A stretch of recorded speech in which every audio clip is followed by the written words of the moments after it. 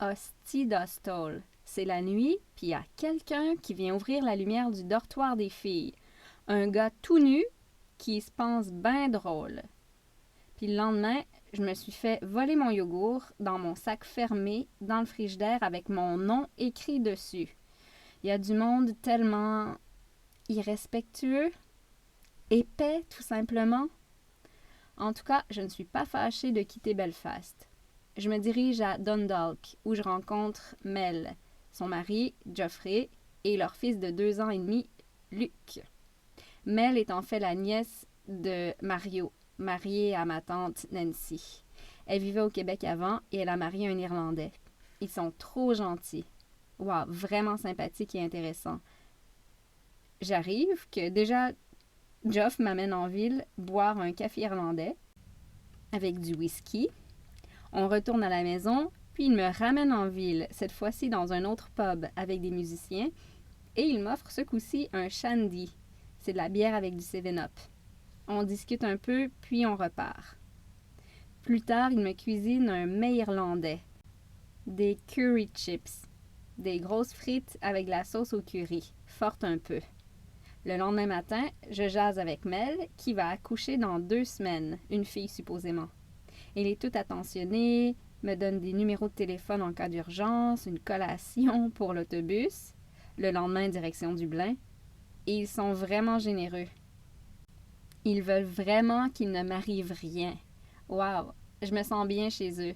Ça fait vraiment plaisir après Belfast. Je pense que si j'avais pu, je serais restée 2 semaines chez eux. Moi qui les ai appelés genre 2-3 jours avant d'arriver, je me disais que je devais y aller étant donné que c'est presque de la famille et qu'ils étaient au courant que je venais en Irlande. Je pouvais comme pas ne pas y aller. J'arrive presque comme un cheveu sur la soupe, mais ils sont tellement accueillants. Et Luc est adorable aussi. Le lendemain, donc, après avoir causé avec Mel, je vais à Carlingford. 6,60 € aller-retour en bus. Je donne 7,60 € au chauffeur et il lui dit qu'il me doit 1 euro.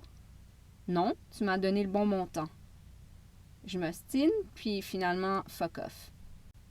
Mais là, le chauffeur ne me dit pas que les 4 maisons qu'on vient de passer, c'était Carlingford.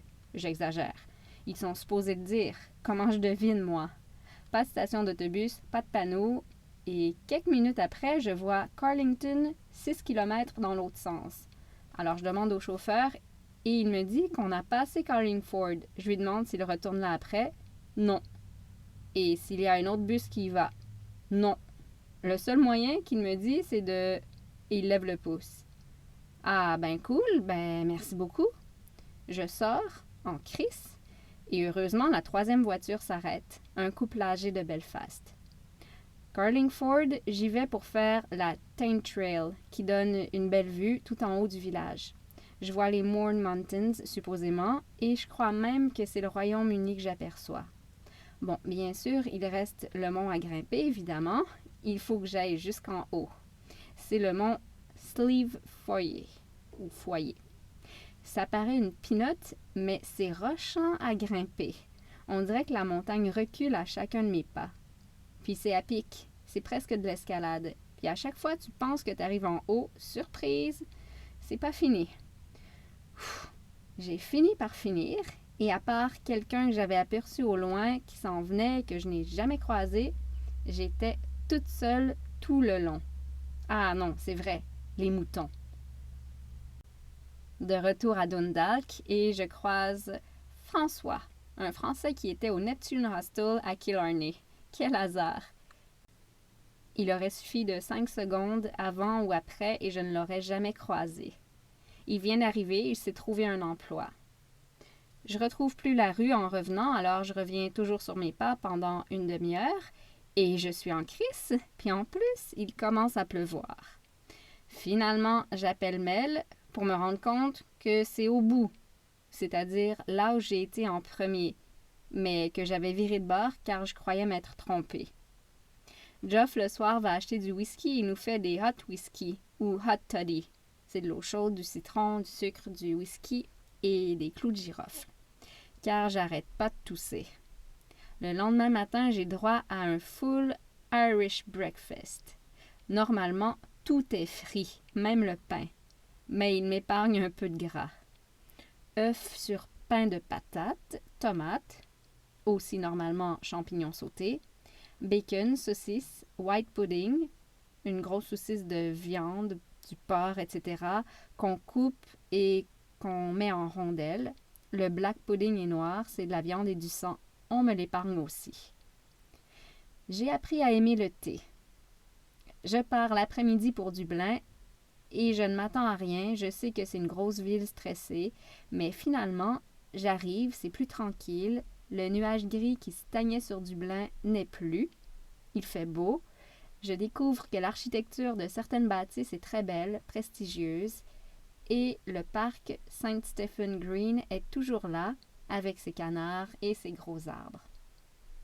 Je rencontre Cécile, une Française, dans ma chambre, et on va dans un pub, avec un groupe de musiciens chouettes, et 2 Australiens, frères et sœurs, qu'elle a rencontrés dans l'autobus. Tous sympathiques, belle soirée inattendue. Trinity College le lendemain matin pour voir le fameux Book of Kells, qui date genre des années 800, qui raconte les évangiles, en tout cas dans le genre, et qui est plein d'ornements avec des détails minuscules. Wow! Et les couleurs provenaient des trucs de la nature.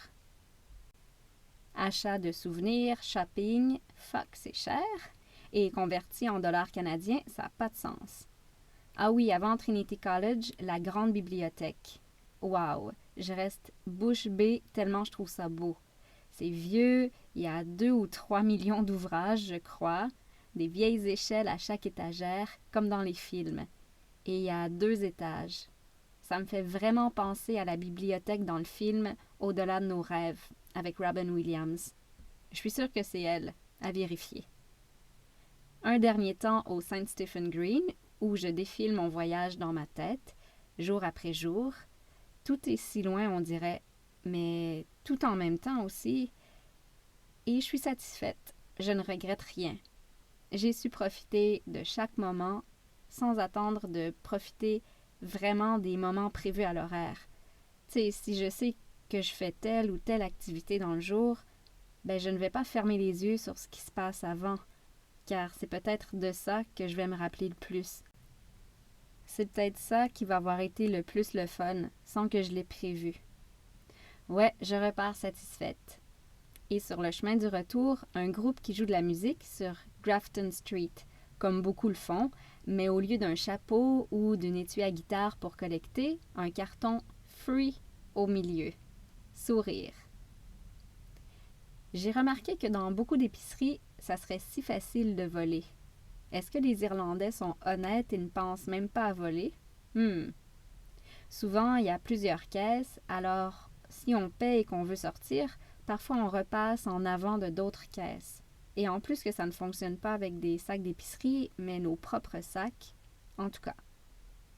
Alors je suis à l'aéroport, contente de retourner chez moi, contente de mon voyage, satisfaite et prête à repartir vers une autre destination, bientôt j'espère. Voilà la fin de mon voyage en Irlande, le 21 juillet 2005. J'avais 22 ans.